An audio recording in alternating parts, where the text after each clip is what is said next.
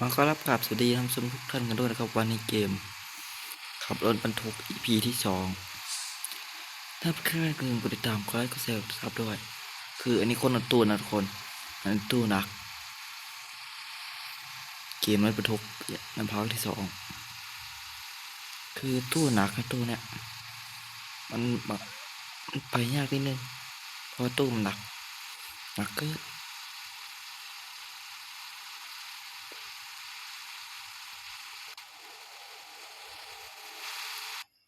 โฆษณาแป๊บนึงนะทุกคนเมื่อกี้โฆษณานะโคตรแรงเลย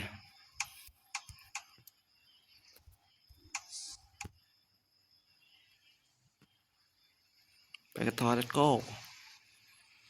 อย่าลืมกดติดตามด้วยคือได้ตู้นี้มาตู้หนักเดี๋ยวอีพีหน้าเกเราจบกัน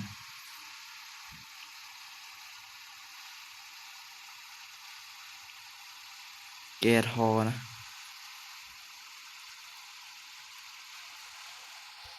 คือผมไม่จะเล่นละเกมฟรีไฟร์ผมก็เล่นเบื่อแล้ว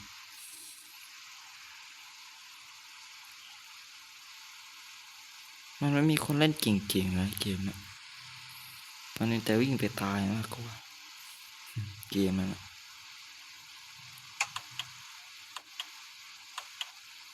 ผมก็เลยไม่อยากอัดมันหงุดหงิด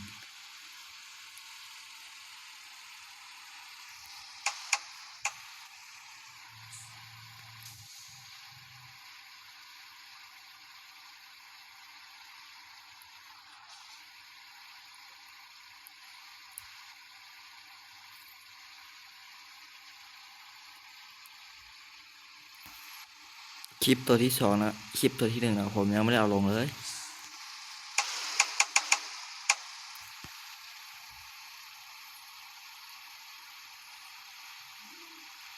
มีคลิปตัวที่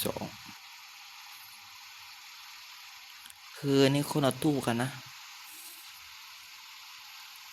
คลิปเนี่ย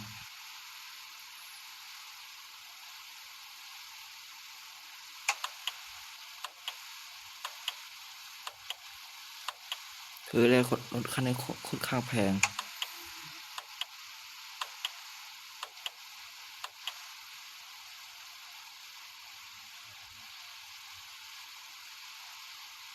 มันจะเลี้ยวยากทีหนึ่งเกมเนี่ย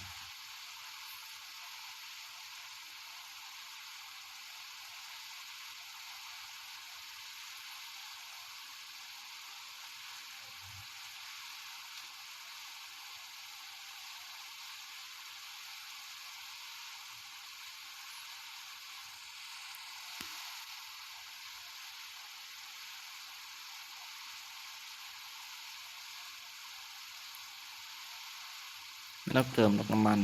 ขี้เกียจเติมแล้ว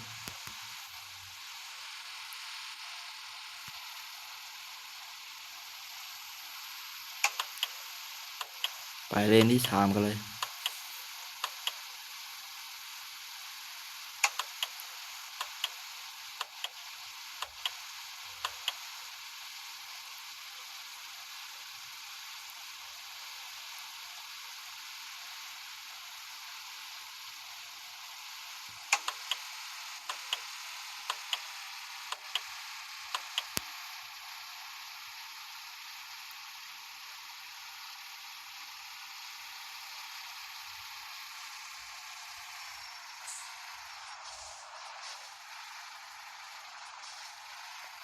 อย่างนั้นทุกคนถ้าใครจะเล่นนะรถลากนะเนี่ย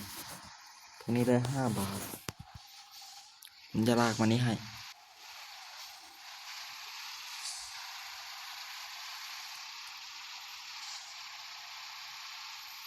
รถล่างครึ่งกลางนะตามที่ปัดน้ำฝนข้างบน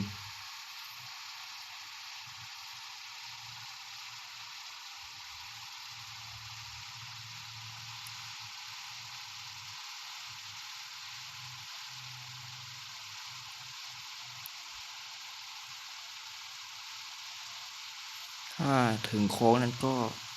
จะถึงโรงงานแล้วล่ะคือผมไม่รู้นะว่าข้างในนั้นมีอะไร ในตู้เทรนเดอร์น่าจะมีผลไม้นะรถคันนั้นกำลังขึ้นว่ะ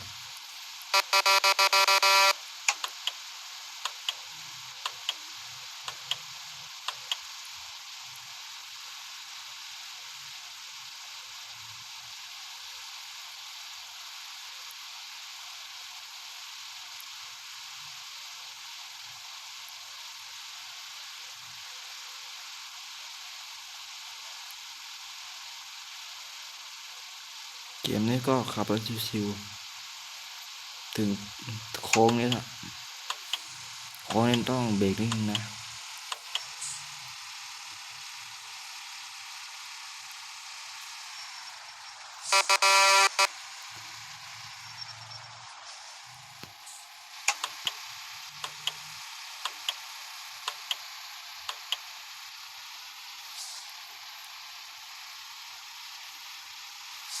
ใกล้จะถึงแล้วทุกคน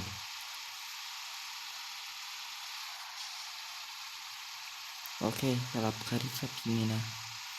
ฝากกดติดตามด้วยไลค์กดแชร์ด้วยแน่นอนถึงใหม่พี่หน้าเฮ้ยพี่หน้าว่าหวยได้ตัวแหวนนะดูกันมันยังไม่ถึงนี่หว่าถึงโค้งสุดท้ายนู้นมันยัง3 เลนอยู่นี่ถึงแล้วเป็น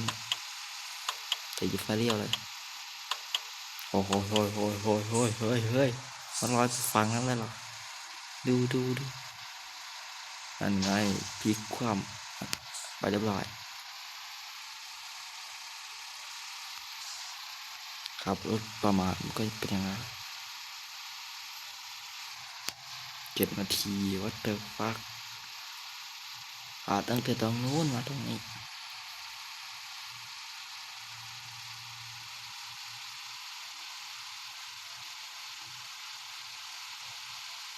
น่าจะ55 นาทีนะถ้าคิดไม่ลงไอ้พวกนั้นกีตอนทำเลยไปเว้ย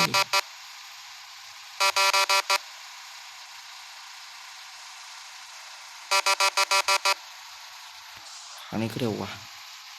ขับย้อนสอนไปเลย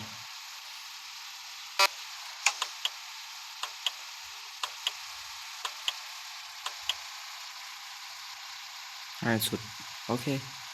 แล้วชอบคลิปนี้กดไลค์แชร์ติดตามด้วยเดี๋ยวกันใหม่อีพีหน้าคือตัวลาไปก่อนสวัสดีครับ